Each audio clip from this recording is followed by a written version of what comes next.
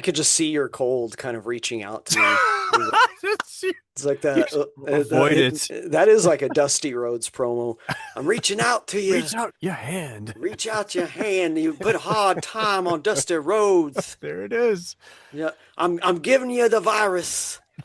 Um, That's my favorite impression of this past year was your just now you just did your Dusty Roads again. Dusty Rhodes.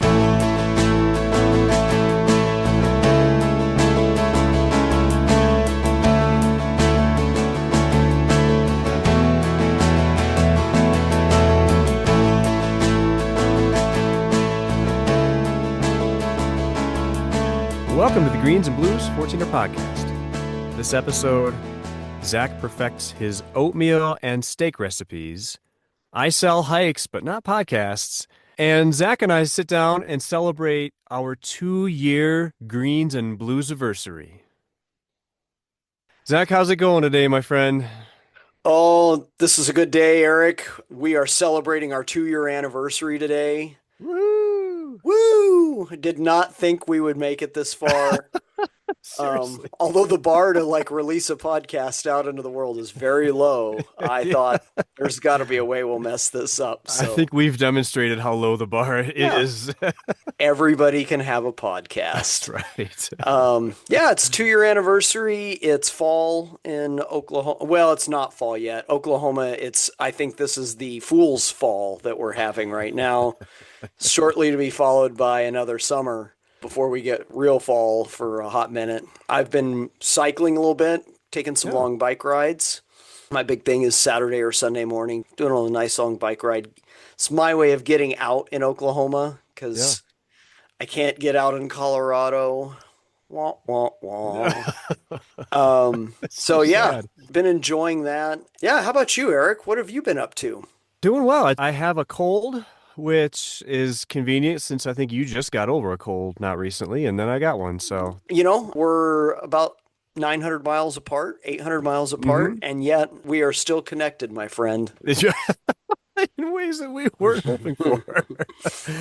Yeah. Otherwise, so something interesting that I found this week, you had mentioned last week about the podcast Car Talk, and we mentioned Mm. how they have a trivia question. So it made me think through many years ago, they had a trivia question that was based on geography, like geographical oddities, which I've always loved geography, but this trivia question kind of instilled in me a love for geographical oddities and extreme points and things like that. And so that was kind of sparked again this week when a friend of mine, his name is Tom Clark, shout out to Tom Clark. He has listened to our podcast before. He lives in the Eastern time zone, so nowhere near Colorado or Oklahoma. But he posted about one of the coldest points in the lower 48 that is a place you wouldn't have guessed. Like if we think the lower 48 and we think of cold spots, we think of like northern Minnesota. Minnesota. Yeah. Exactly. He posted about a point in Utah, of all places. Interesting. And it's a place called Peter Sinks. It's a natural sinkhole that it Oh, it traps cold air down. And so the average low is like in the low to mid 30s, even in July and August. And so it's routinely one of the coldest places in the lower 48, even though it's in a spot like when I think Utah, I don't think cold at all, like anywhere close to that cold. So yeah.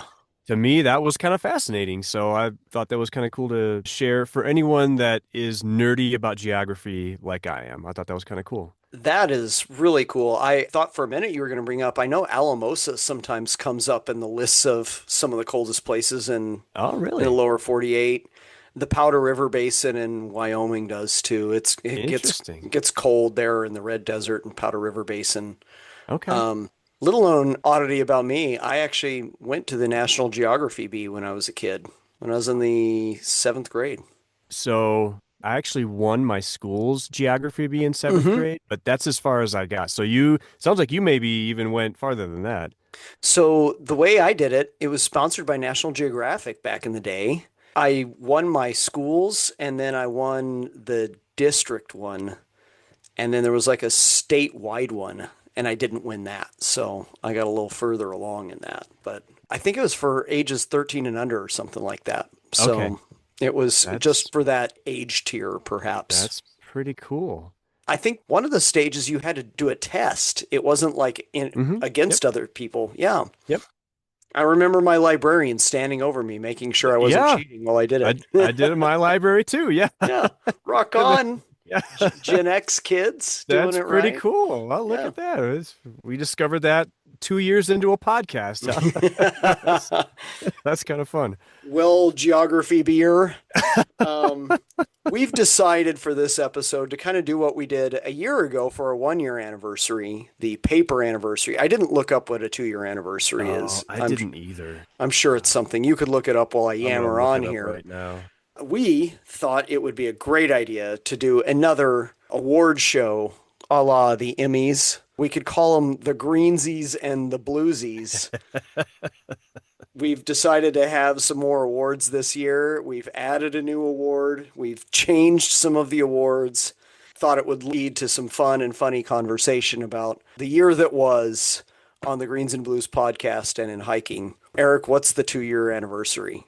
It's cotton, which is not exactly a hiker's friend. So No. I don't know. That's a weird one. Hmm. Well, maybe we'll sub in some polyester for that. Yeah, yeah. There you go.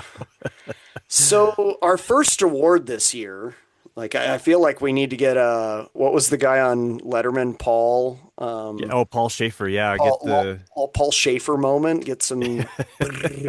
Our first award this year is the best thing to happen in the 14ers this year. Handing out our first award, or at least each of us is going to do these. But Eric, what's the best thing to happen in the 14ers this year? I don't know if this is really the best thing to happen in the 14ers, but I feel like I've seen more people posting that they've finished the 14ers this year. And maybe I'm wrong in that. No, thought about doing that, man. Like a lot of people on the .com and on Facebook posting their wins. Like Yeah. there's been a lot of finishers. It feels like it. And I think not only is that cool, anyone that finishes That's all so of the cool. 14ers, that's awesome. Like, I will never be able to say that, and I'm perfectly comfortable with that. And I applaud and congratulate anyone that's been able to do that. I think one thing that I appreciate about that is we see the post all the time. I'm going to do my first 14er. What should I do? And we know there's a lot of people that start the 14ers.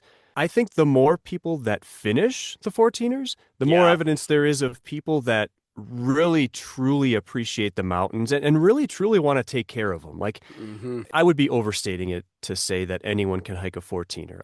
Not everyone can finish it. And those that No. finish it have to put in a lot of effort. And I think in that process, There's about probably, 6 or 7 peaks in there that are hard. yeah, I think anyone that's willing to put in that effort is probably going to gain and demonstrate an appreciation for the mountains and the ability to take care of them and really steward that in a way that many others can't. So I think that's a positive, that if more people are finishing, then more people are really helping out to keep these mountains in good shape for the rest of us. And so I appreciate that. Again, may not be the best thing to happen in 14ers this year, but I think it's pretty cool.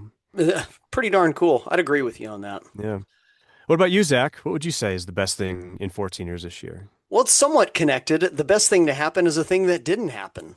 Listeners may recall, as people kind of tune into public events may recall, there was the possibility in the giant congressional omnibus bill Mm, of selling off large swaths of public land. great. It wouldn't have affected wilderness areas, but it would have affected access to a lot of these 14ers potentially. And because of the outcry of people that love these wild places, Republicans, Democrats, Independents, Progressives, Conservatives, everybody across the board helped kill that part of the bill. It didn't happen. And to me, every time we dodge a bullet like that is really great. To me, that was the best thing that happened. And it wasn't really a thing that happened, but sometimes conservation's not about what you do, but it's about what you don't do. So I was super stoked that that happened, that people rallied together, sent letters and called Congress people and so forth and applied a lot of pressure. That was really cool. And I'm glad there's a coalition out there that loves these places a lot. And maybe that's attributable to the fact that more people are hiking these things because when you get up in the mountains, you start to care about them. So For me, that was the best thing to happen. I know there's been a bunch of other cool stuff, people doing FKTs on these things and just being physical rock stars, but man, this was a big one. So that's my best thing to not happen in the 14ers this year and in the mountains in general. That's a great call. I was a little, maybe more afraid than I should have been when that was going through Congress, but yeah, I completely agree. Glad it didn't go through that way, or at least with those provisions in there. I couldn't agree more. That's my first award. Eric, we're moving on now. So this category is best piece of gear. Last year, it was your personal locator beacon It that was. has allowed you to hike alone and give your lovely wife some peace of mind while you're out cavorting in the hills. What's been your best piece of gear this past year? Well, it actually wasn't a piece of gear that I owned, but I have used it and I've borrowed it from a friend. So my lovely bride, who you just mentioned, Rachel, gave me a Sawyer Mini water filter, which works great. However, during a backpacking trip with Carl from Backpacking and Blisters, his water filter was a B-free model from Katydin or Canada, Katahdin? Katahdin. Katydin? I Yeah, don't. I'm not sure how to pronounce it. That's an outtake waiting to happen, right? Katahdin? Katydin? Katydid? How many ways can I mispronounce it? Katahdin? What Yes. is it? Katadine, like, but this water filter, it's fantastic. It works really quickly. It filters really fast. The bladder that it comes with, so you, as with most water filters, you gather the dirty water or the river water, you connect the filter, use the bladder so that the water gets through the filter and then into whatever bottle or whatever container you're going to put the clean water into. The bladder, the filter, everything super lightweight. It works really fast. I was really impressed with it, almost to the point where I almost thought, man, this might be worth spending $70 and getting my own. But the Sawyer Mini that I've got works great. But man, this Be Free filter, that thing's a charm. So I'm gonna go with that, Would even you though it wasn't would you mine. say, Eric, it be good? It's amazing water filter technology, how much it's evolved. I can remember having an old MSR one that you pumped like a pump jack, Oh yeah, yeah. and it was heavy. It had a big ceramic filter in it.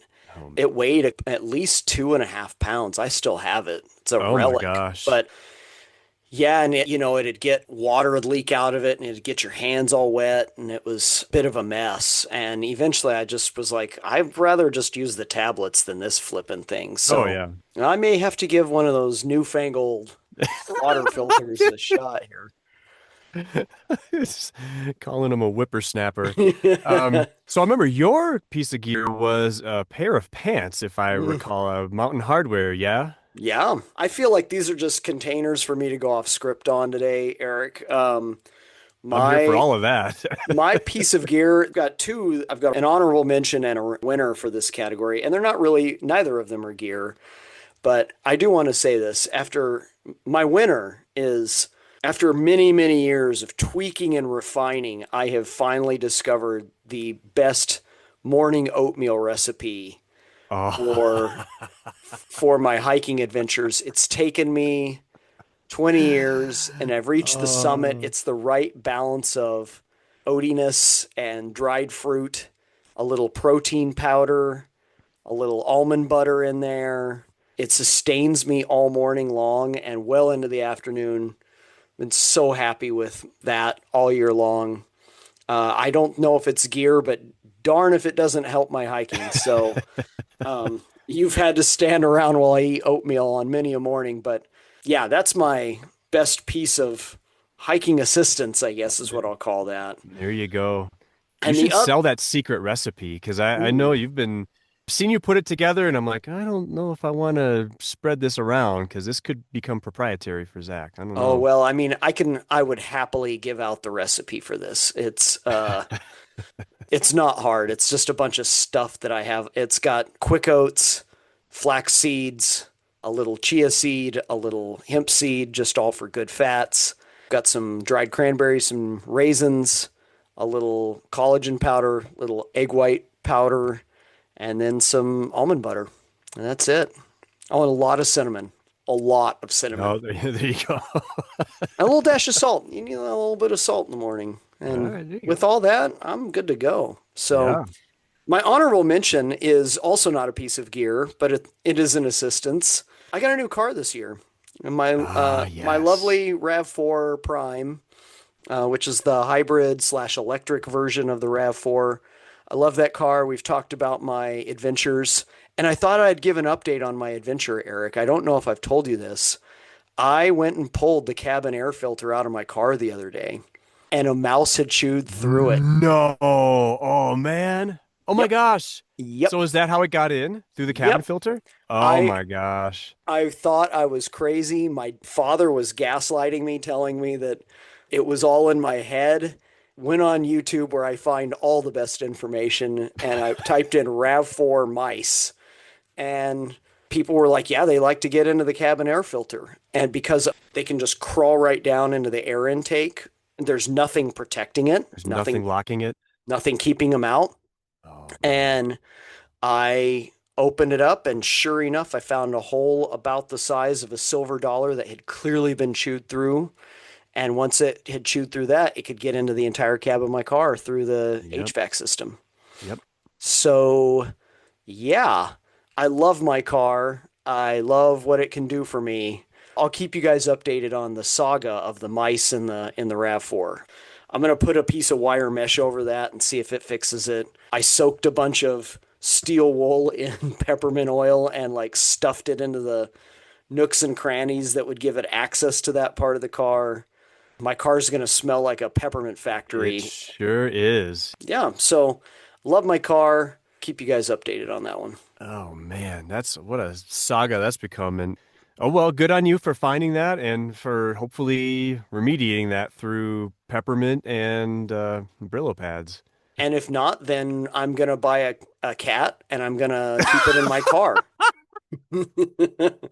Just take a cat hiking. Probably won't make the drive, so I'm gonna have to drug it for the drive and then like revive it when we get into camp. So Well, what's that smell? It's just my cat litter box in my car for preventing mice from getting in.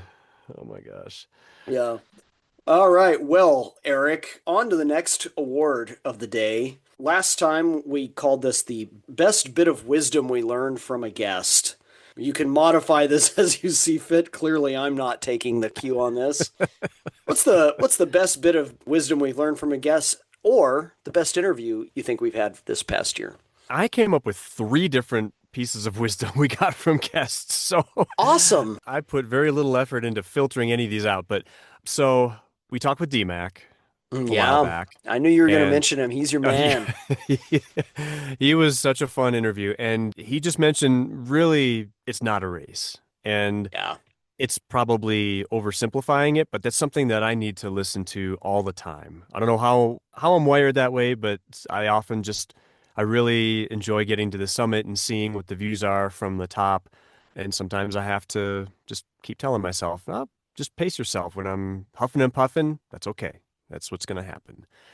The Climbing Coonies also had some fun advice as well. I think they actually got this from a seminary friend of theirs many years ago who told them that when you're camping, you're supposed to live slovenly, which Hmm. I thought was entertaining and informing. So I loved that one. Probably my number one favorite was talking with Will Erickson, and this was really impactful for me for as someone who doesn't like exposure. Yeah, He for a just dude said that doesn't like exposure, he does it a lot. he's accomplished a lot in some very exposed places. So he just said you can't back down from it. You have to Yeah. tackle it. You have to keep exposing yourself to exposure, if you can say it that way.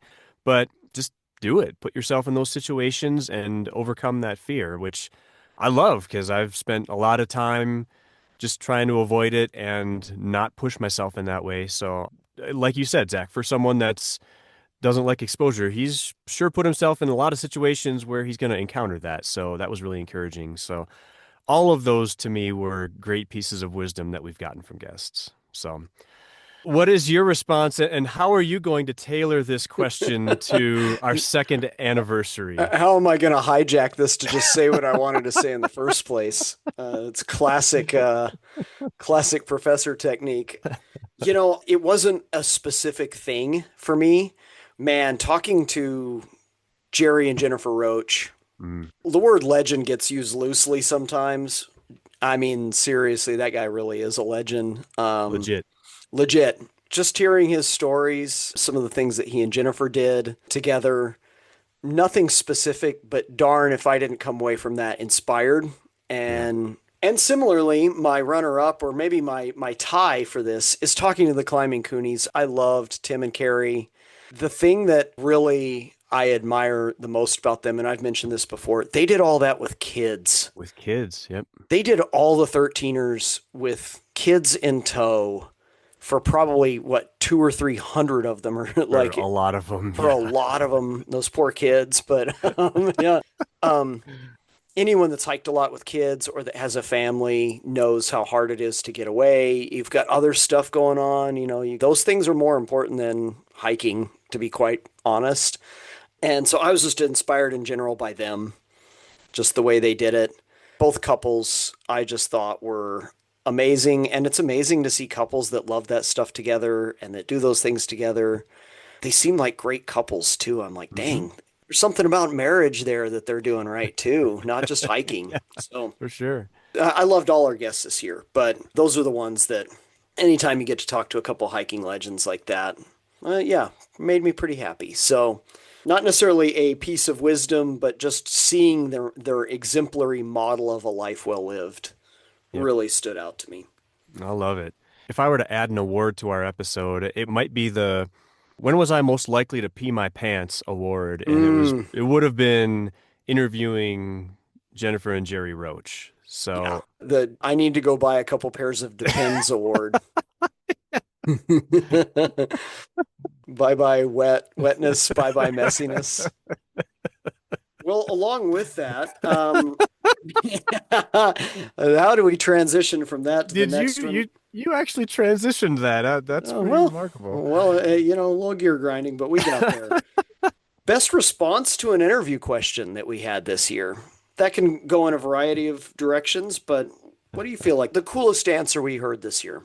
Specifically, this one was, I think, a rapid fire, even though it probably goes along with just wisdom that we got from a guest. Yeah. We spoke with Wells Jones a while back, author and adventurer, and he mentioned a number of stories that are from his well lived life. And one answer that he gave was just the importance of adapting and accepting and learning from lessons. And I think all of those, we probably, as hikers, all struggle with aspects of those at different times. I'm guessing that the accepting part is probably toughest for many of us, especially when things don't go our way.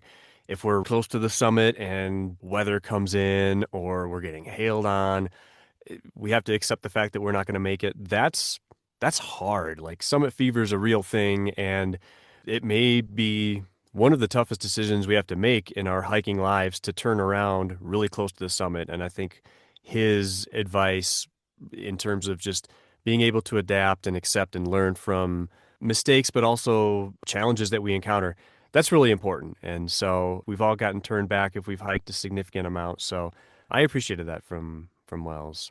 Yeah. So what's your favorite response to an interview question, Zach? I'm gonna stick with our friend Wells. I hope Wells is listening to this. I loved his sunrise summits. Um, Mm, a lot of people kind of do this inadvertently just for the sake of safety, but he's like intentionally hiking to see sunrises on summits. yep. That was really inspirational to me. I had vowed this year to like look up Wells and go on a sunrise hike with him. I didn't get to do it because I didn't get down to Santa Fe where he is Mm. enough this summer. But yeah, I really liked that idea. I think he'd done something like 50 plus sunrise He's done a summits. bunch of them. Yeah. I just thought, man, what a neat little. Everybody's got their thing, right? Some people, it's a list that they're doing. Some people are just want to be a finisher. What I admire about that is there's a kind of aesthetic aim there, right? Like Mm, it's not checking anything off a box. You're looking for that moment. yep.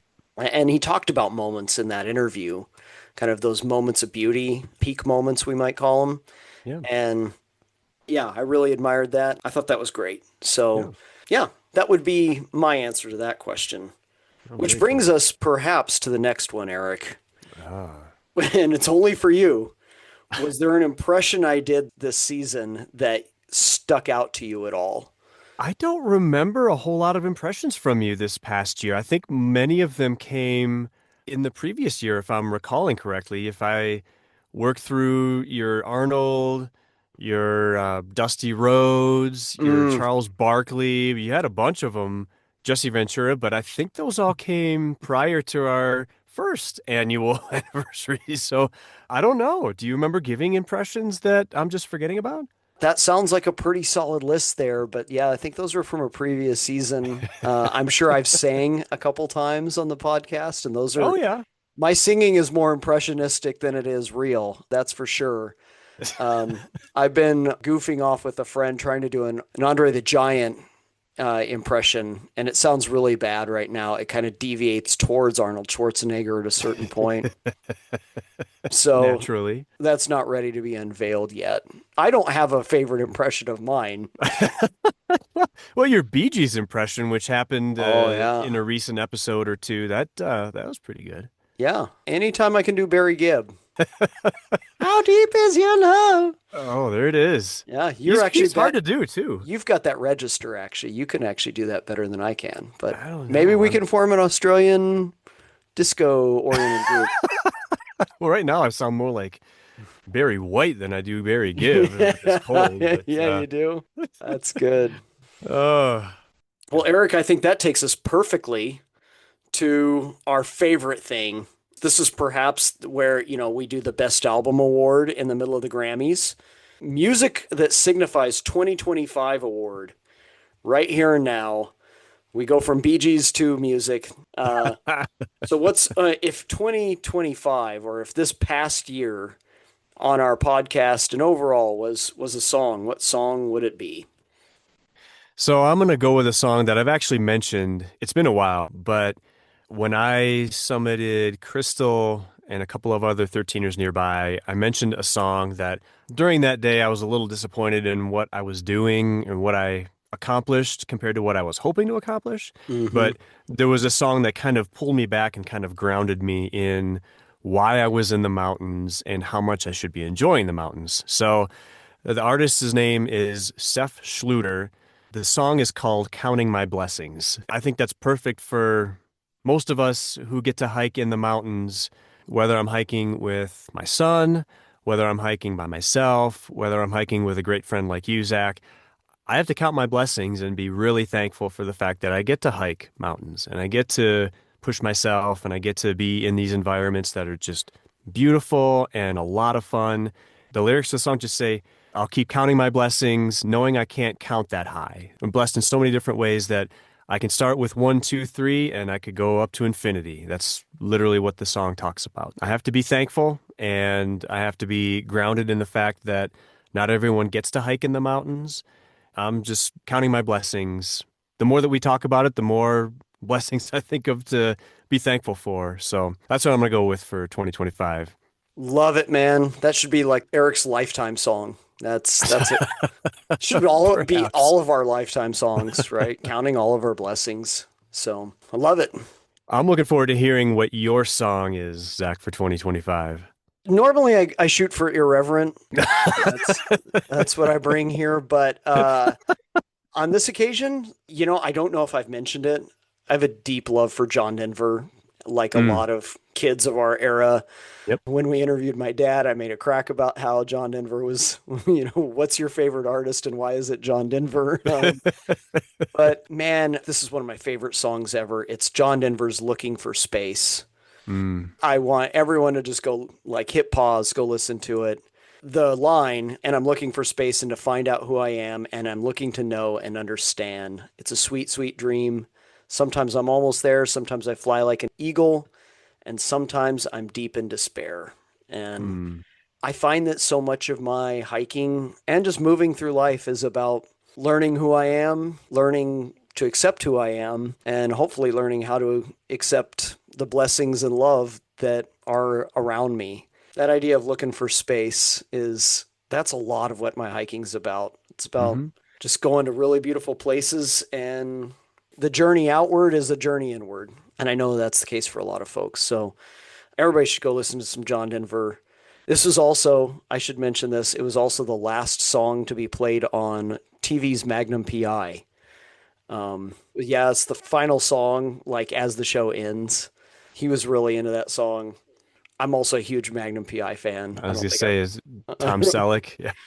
I don't know if I've ever expressed my fandom on this show here, but It's about time. for people that know me, it's not hidden. Like I'm that guy. I've got like eBay Magnum PI items in my house, but yeah, I love that song. I love what John Denver's trying to say in that song, and so that would be my best music of 2025 award. It's 40 years old, but it's still a goodie. Oh, for sure. I love it. I love that you mentioned the looking inward an aspect that song signifies, but also just hiking in general. I think that's something that I've really gained from you and from other folks that have shared their love for the mountains and just taking advantage of that. If you're by yourself in the mountains, you can find yourself. You can find out a lot more about who you are, who you want to be. I don't think that's something that I have appreciated up until recent years in getting to interact with yourself and other folks that have mentioned that kind of thing. So I love that. I appreciate it. Yeah, I mean, hiking, especially if you hike alone, it's a lot of time in your own head. For sure. And the landscape is a kind of mirror for kind of reflecting in your own head.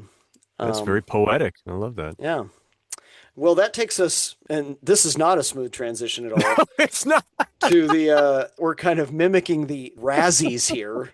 What is your Razzie Award, Eric, for the worst thing to happen this year? And we may have actually called this the Black Toe Award last year as well. I think we What a just in name. terms of well, maybe Razzie's better, but I'm gonna sound like I'm beating a dead horse here, and I probably am. But dogs on the mountain and SAR rescues, you're laughing because you're like, dude, you're talking about this again. No, no, I thought you might be going somewhere else, so I'm kind of pleased that you're not Oh, okay. duplicating mine. That's Okay. My goodness. I mean, I'm going to read this. Chaffee County SAR has stated that in 2021, there was one dog rescue. 2023, there was also one dog rescue. In 2024, there were zero. This year in 2025, there were six and on Mount Princeton alone. that's in Chaffee County. Yeah, Mount That's Princeton. just Chaffee County.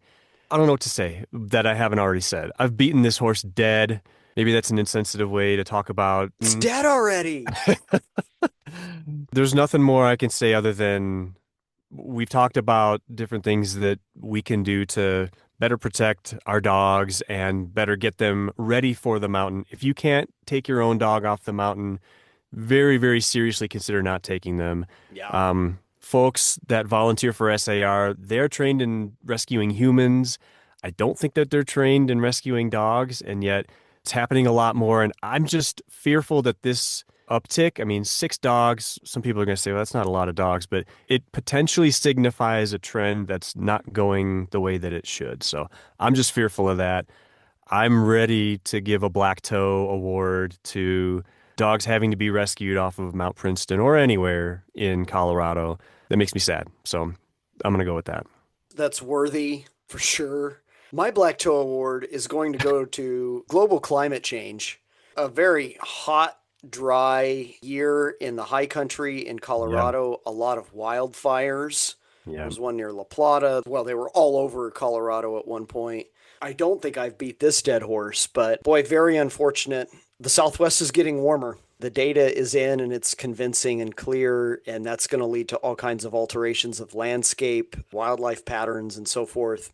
For now, what this means is increased risk of wildfire, Yeah. and that's not a good thing. My Razzie goes to global climate patterns that are way beyond the scale of our podcast. Not cool. I don't, No. literally not cool. Literally not cool. Yeah. I don't like where things are headed. There's a cool literature out there about this. A woman who used to be a reporter for High Country News named Laura Paskus, Paskus, wrote a book called At the Precipice.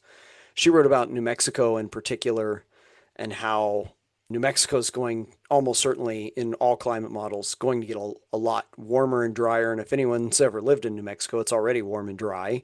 Yeah. And Colorado is going to follow suit.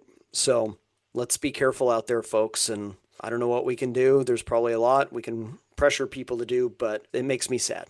Agreed. Well, from there, Eric, the Hiking Food Award. This is Hmm. normally we try to rep local establishments.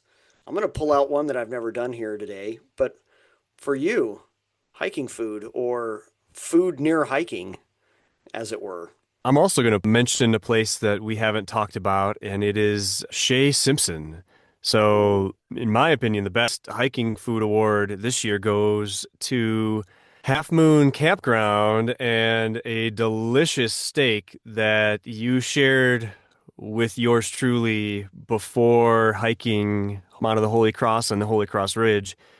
That was delicious and prepared wonderfully on your camping stove, on a picnic table, at a campsite at Half Moon Campground. So I am going with Zach Simpson steak extraordinaire for this one. Well, thank you, Eric. You brought along a instant meal that went with it, correct?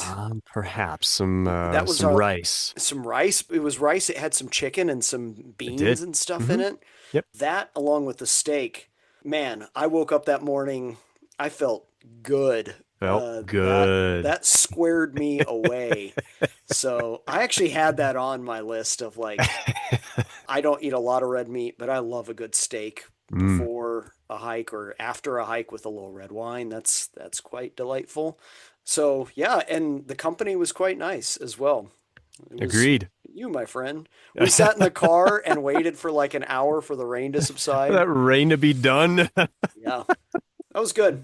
It I was. I will go with that one. My award is I haven't mentioned this before. There's a little Mexican food place in Salida called Tacos El Tapatio. I stop there Mm. when I go through Salida and I need some food. I have not mentioned places, but there's a litany of places that have given me stomach upset throughout Oh South and no. Central Colorado and throughout the Texas Panhandle for that matter. Tacos El Tapatio always comes in solid. I've had fajitas there. I've had tacos El Carbon. I've had a variety of things. They're always quick. It's solid food, nice people, easy to get to. Big fan of the what they're throwing down there. If it's after a hike, they make a pretty decent margarita. So I'm gonna go with Mm. Tacos El Tapatio in Salida. Maybe low key. Look, it's no Southern Vittles in Lake City. We're not talking sweet tea and fried okra here, people, but actually it's probably better for me than that. I was So gonna say maybe slightly lighter fare than what yeah, Southern Vittles offers. yeah, actually a little better. The beans and rice sit a little bit better than fried okra and fried something else. I love it. We're getting near the home stretch here, Eric. Mm. Best conversation with a stranger on a hike this year. I think you and I probably are going to have roughly the same answer for this one.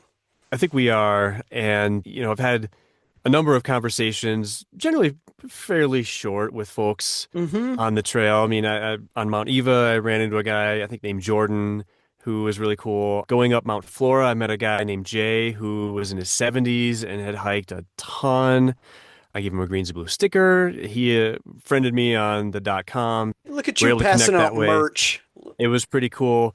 On the other side, I think the people that we're going to talk about, maybe both of us, we did not talk about our podcast once with these folks.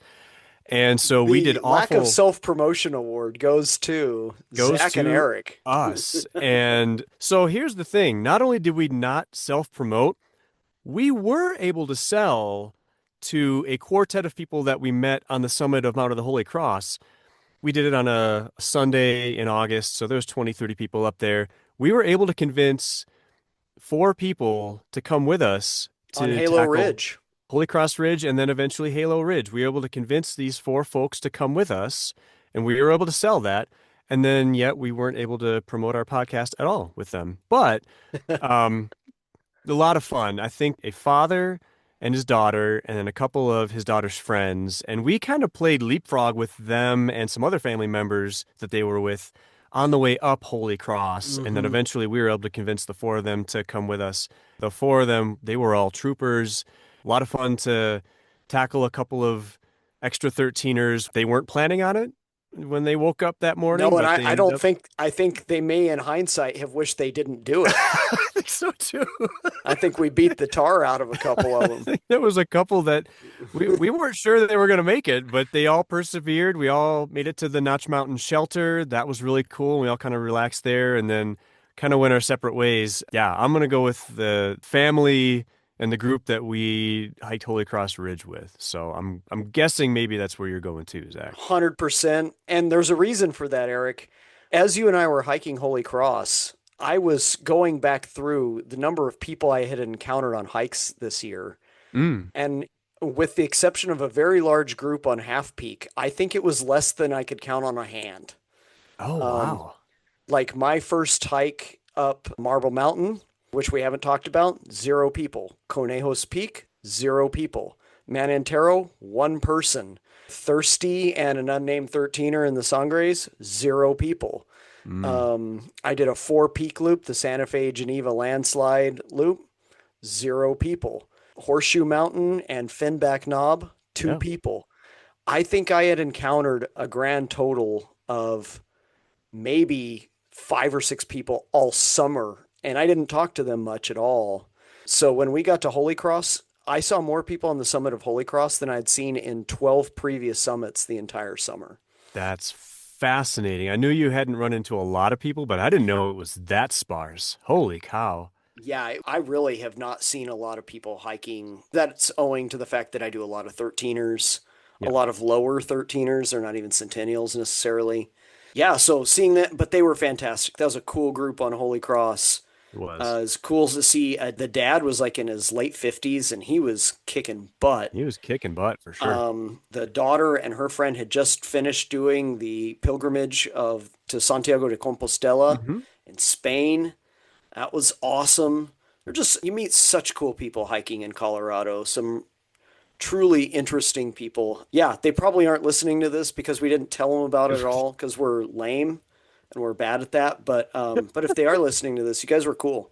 Seriously, a lot of fun. And you got to talk with them about philosophy. I think a couple of them were taking philosophy classes, and and you were able to give them some good books to read and some good philosophers to dig into. So that was cool to listen in on. Yeah, one of them said they had been in an intro to philosophy class and they're like, "Yeah, we watched some movies." And I was like, "Let me guess, The Matrix and Eternal Sunshine of the Spotless Mind." And they were like, "How'd you know?" I'm You like, were spot on that. Yeah, "Yeah, how'd you know that?" Yeah, that's great. well, go Google Intro to Philosophy syllabus and you'll see what's up. A lot of people going on that program. So, That's great. all right. Well, I have one that I've added here before we get to our final award. Best addition to training this year.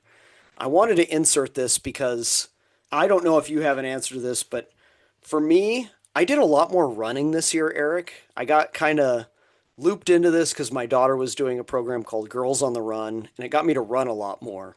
Yeah. I just kept running, and I felt like that, in addition to I've always done a lot of biking and resistance training, I think that really helped. I felt better this year than I felt in a long time. I'm not running huge long distances, 3, 4 miles, like a 10-minute mile pace. I'm no Laura Clark running with the incline set at 15% going 5 miles an hour for an hour. Like, Very few people are. yeah, I'm not. That's like Ivan Drago training in Yeah. Rocky 4. For me, I just did a lot more running this year, and boy, it helped. Mm. And I kind of want to stick with that as long as my body will allow me to do it. So, Yeah, that's awesome. have you had any training revelations this past year, Eric? I think the two things that I thought of, and these were not intentional at all, but I went on a couple of backpacking trips, one of which was very extensive And just beat and the tar out of you. just beat the snot out of me. And that really, like, I think the cardio that came with that and the physical work that came with that really prepared me. Because when I did those trips, I hadn't summited very many peaks at all yet this summer. Yeah. So those were great training. But I'm actually going to steal a line from Will Erickson on this one when he says that his training is basically just continuing to be in the mountains. I mean, I looked at my list this year, and so far this year, I've gone on 11 different adventures and summited 22 different peaks.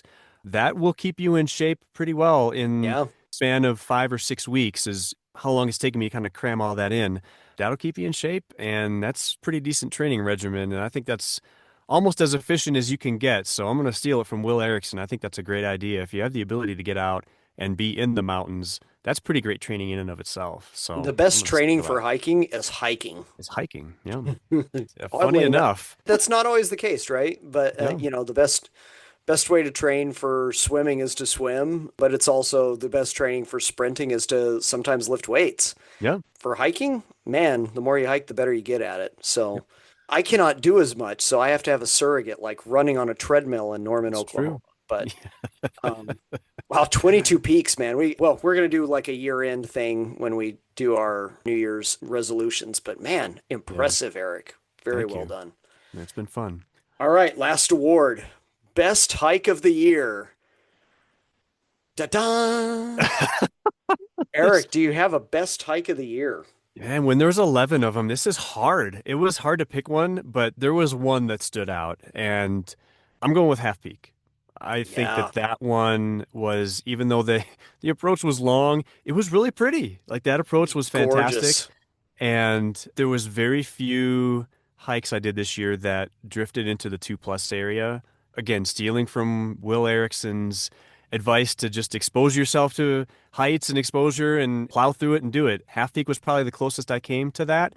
And the 2+ on that was a lot of fun. I really enjoyed it. It's probably the most fun I've ever had in an exposed, slightly more difficult situation. So I loved Half Peak. The company, Zach, you and I did it together. I think that was the first hike you and I did the whole year. Well, we did James Peak too in March, but that was a Well, little different. did is a loose use of that term. We went up halfway up St. Mary's Glacier and then bailed. So Well, we were getting dumped on, so yeah. nothing but positives with Half Peak, nothing but fun. You had a great idea with that one. There was a couple of options we had at that point. We decided to just stick with one of the original ideas, which was to just go to Cataract Gulch, camp out there for a night, and try to go through that long hike through Half Peak. And we did, and that was a blast. Really glad that we did that, and that's my hike of the year. So, Awesome. what, Zachary, is your hike of the last 12 months? Well, I'm going to stay in the San Juans, Eric. I know this is crazy because I've been around Colorado my whole life. I've never hiked around the Platoro area. My dad even worked there when Mm, I was a little kid. I've been to Platoro, but I went to the South San Juans. There's a handful of 13ers in the South San Juans, and I was just blown away. Loved the area. It's wild. I hiked Conejos Peak, and we'll hmm. probably do an episode about it at some point. For those of you that want to look up Conejos Peak, Conejos. It's remote. It takes forever to get there from Yeah. Alamosa. It takes about 2 hours and 40 minutes to get to the trailhead. And it doesn't Mm, look like, and it's only about 40 miles. Like that tell you're on a lot of dirt roads. yeah. It's way back in there and it's remote. It was wild. You could tell not a lot of folk had been into that area. It was great. And you can feel the wilderness in a place like that. You can feel that it's not traveled much. I really enjoyed the views. I was just stunned. I was like, man, how have I not been going here my whole life? Like, why have I not included the sub range in my list of things to do? So cool. So for me, as Conejos, it was eye opening. Yeah, I really dug it. I thought that was great. Wishing that I had known about it longer, but now that I do know about it, I'll be going back. So That's awesome. I remember you sent me a couple of videos yeah, from that general area, and I think you had mentioned, I think it was pretty cloudy the day that you hiked Conejos, if I remember right. it was a Um, little. It wasn't too bad. Marble was more cloudy. It was. okay. I was getting a little grapple dumped on me while I was doing marble. I remember you were kind of pointing out the South San Juans in the Conejos video, and that was really cool to see. I think you had a really nice perspective of that area from Conejos, and submitted that to our YouTube channel, and we added captions. And I think instead of San Juans, it's what was it saying instead of San Juans? I don't know. I remember it being Um, bad though. it was wrong. It was just way off. So. But anyways, that's awesome. The Platoro area and Conejos. So I think we probably do have to do an episode on that Yeah. coming before our third anniversary, which will come in 52 weeks. Yeah, which takes us to what you looking forward to this coming year, Eric? Just kind of Mm. on the way out. What are you looking forward to on the podcast? What are you looking forward to in the hiking year here?